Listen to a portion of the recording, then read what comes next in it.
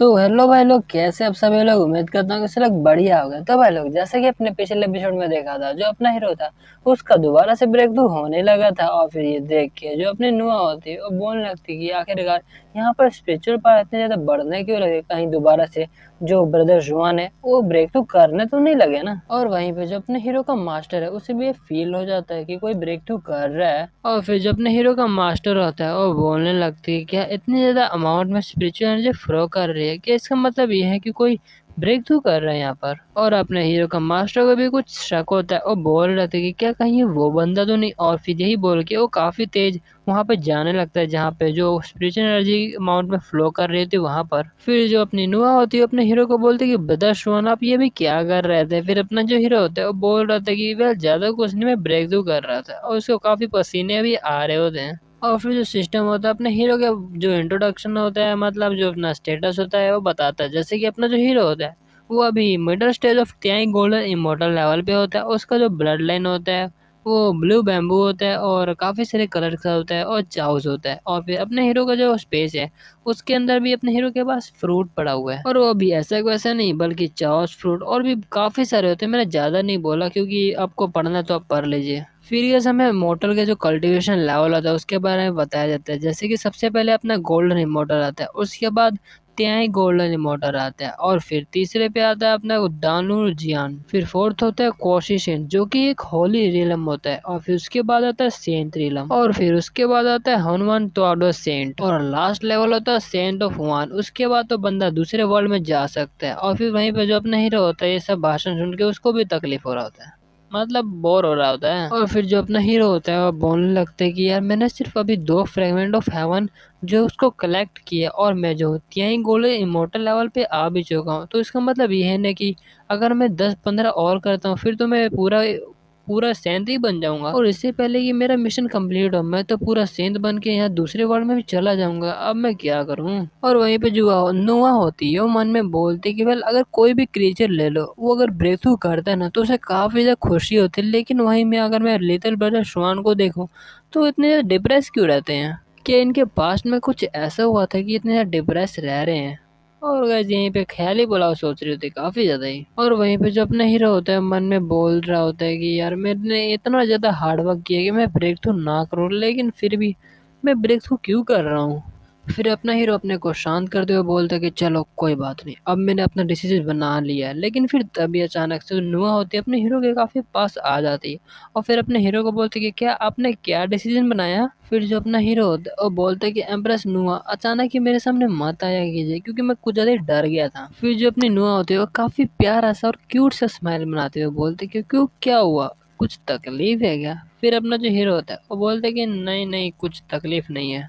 और वहीं पे जो अपना हीरो होता है काफी स्टाइलिश बंदे हुए बोल रहा होता है कि वेल क्या सच में मैं इतना फ्यूचर में लकी हो पाऊंगा कि मैं जो नुआ है उनके साथ फ्यूचर में कभी जा पाऊंगा, मतलब ट्रैवल करने जा पाऊंगा कहीं भी। फिर जो नुआ होती है वो बोलती कि वेल हाँ ये तो काफी अच्छा प्लान है। फिर तभी आवाज सुनाई देता है कि जो अपने लीडर टोंगटिन है वो यहाँ पर आ रहे हैं। और ये सुन के तो अपने हीरो को पसीने आने लगते हैं। और वहीं पे जो अपना हीरो होता है वो काफी भोला बनते हुए अपने बोलता है मास्टर के, मास्टर आपको कॉन्ग्रेचुलेशन, मुझे उम्मीद है कि आपकी जो कल्टीवेशन है उसकी काफी ज्यादा इम्प्रूवमेंट हुई है।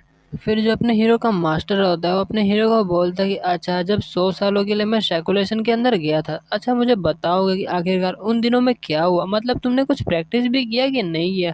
फिर जो अपना हीरो होता है वो बोलते हैं कि वेल मैंने जो है आपका जो आपने जो मेरे को डोजो गार्ड करने के लिए दिया था ना, मैं उसी को गार्ड कर रहा था। फिर जो अपना टोंगटिन होता है वो अपने हीरो को बोलते हैं कि वेल मुझे पता है कि तुझे जो हेवन का लेक्चर है, मतलब अपने जो सेंध का लेक्चर है तुझे उससे नहीं सुनना था और फिर तूने उसे सुना भी नहीं। लेकिन मैं ये देख के काफी हैरान हूँ कि तूने केवल झाड़ू पोछा करते करते इन 100 सालों में तूने दोबारा से ब्रेक थ्रू कर लिया। फिर अपना हीरो बोलते कि वेल हाँ मैं गलती से ब्रेक थ्रू हो गया। फिर जो अपना टोंगटिन होता है वो गुस्सा करते हुए बोल रहा था कि वेल मैंने इतने सालों तक अपना जो कल्टीवेशन है वो पूरा जी जान लगा दिया और मेरे को बस थोड़ा सा ही लेवल जो ब्रेक तो हुआ है, लेकिन आखिरकार तेरा क्या है, मतलब तू इंसान भी है ना कि नहीं। आखिरकार किसका इतनी जल्दी जल्दी लेवल अप होता है।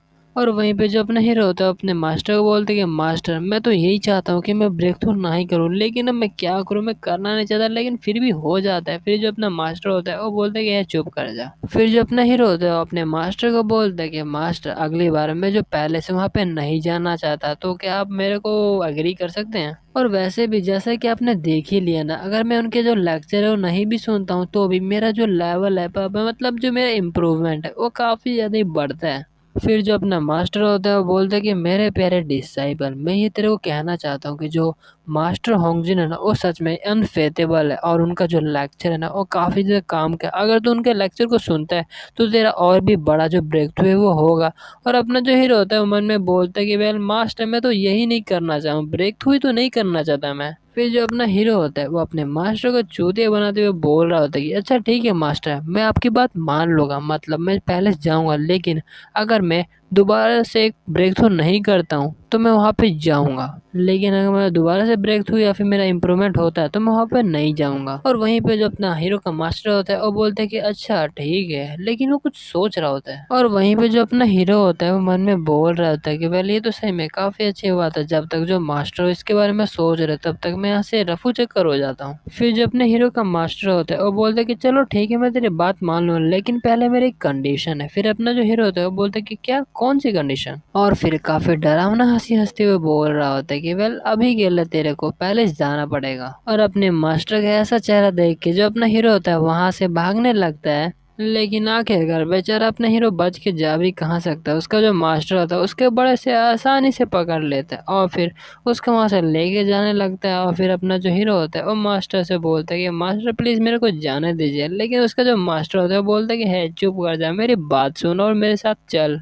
और वहीं पे जो अपना हीरो होता है नुआ को बोलते हैं कि अच्छा ठीक है नुआ, मैं बाद में मिलता है। और वहीं पे जो नुआ होते है वो बोलती है कि चलो ठीक है मैं बाद में मिलूंगा तुमसे। और फिर हमें पैलेस का सीन दिखाया जाता है जहाँ पे हम देखते हैं हमारे हीरो के मास्टर अपने हीरो को फेंक दिया होता है, जिसके कारण अपना जो हीरो होता है वो वहीं पे घुस चुका होता है। और फिर अपना हीरो अपने मास्टर को बोलता है कि मास्टर थोड़ा आराम से भी तो फेंक सकते हैं ना मेरे को। और वहीं पे जो अपना हीरो होता है वो बोलता है कि वेल चलो ये तो काफी अच्छी बात है कि मैं यहाँ पर अकेला हूँ, कोई भी बंदा यहाँ पर नहीं है। और वहीं पे जो अपना हीरो होता है वो बोल रहा था कि वेल यहाँ पर मैं पहले भी आ चुका हूँ, लेकिन इसके बगल में जो एक और गेट है वो मैंने पहले तो नहीं देखा। और फिर जैसे ही अपना हीरो उस गेट के अंदर जाता है वो देख के काफी हैरान हो जाता है।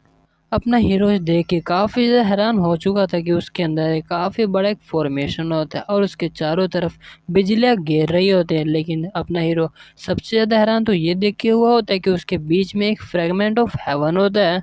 और वो अपना जो हीरो होता है वो मन में बोलते हैं कि क्या एक और फ्रेगमेंट ऑफ हेवन, यार आज का दिन तो सच में काफ़ी लकी वाला है।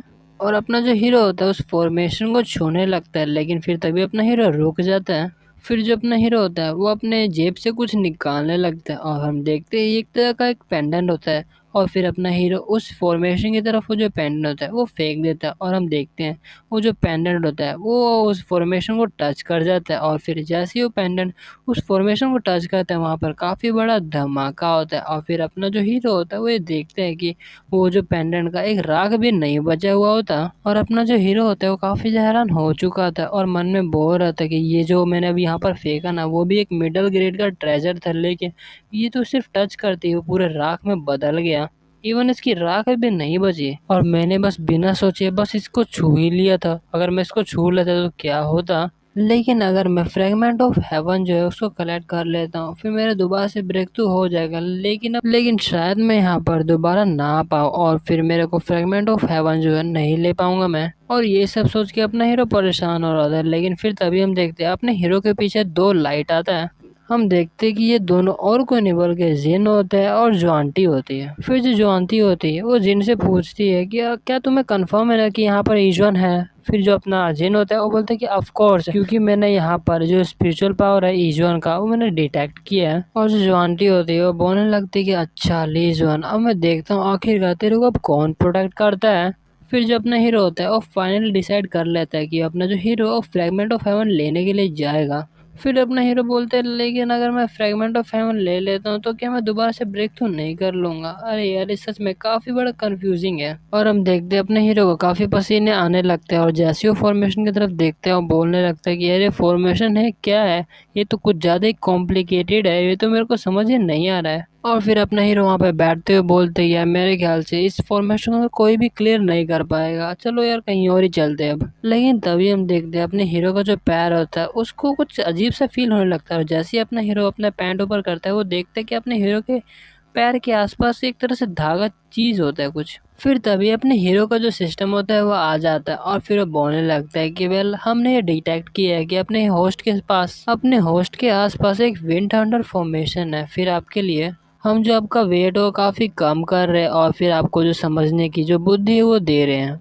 और हम देखते हैं अपना जो हीरो होता है वो ध्यान की मुद्रा में बैठ जाता है और उस फॉर्मेशन को समझने लगता है। और फिर हम देखते हैं जहाँ पे पहले अपने हीरो के आसपास धागा होता है, लेकिन अब अपने हीरो के जो पैर है उसमें एक तरह से टैटू बन जाता है, एक बादल टाइप का और एक थंडर का। और फिर हम देखते हैं अपना जो हीरो तो वहाँ से जंप मारता है, और फिर अपना हीरो बोलते है कि क्या बात है, मैं तो काफ़ी ज़्यादा हल्का हो चुका हूँ अब।